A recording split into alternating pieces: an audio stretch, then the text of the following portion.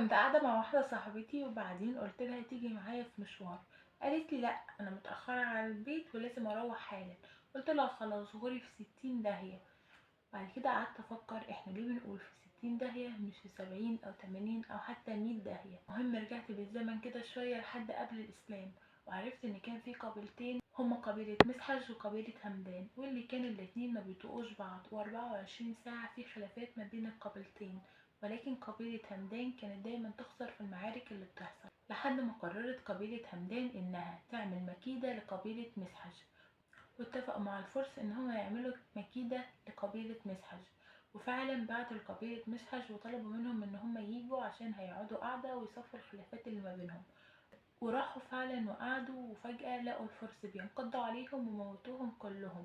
وده كان سبب في تشتت القبيلة، لحد ما جه واحد من قبيلة مسحج اسمه قيس بن المكشوح، واللي كان حالف انه ينتقم للقبيلة بتاعته.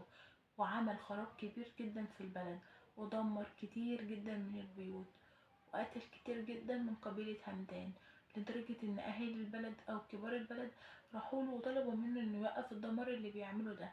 ورد عليهم قيس بكلمة واحدة وهي في 60 داهية. ونعرف هنا ان معنى 60 داهية هو ان كل اللي عمله قيس دوت من تدمير او قتل لقبيلة همدان هو مقابل او حق ال60 داهية اللي قتلوهم ليهم.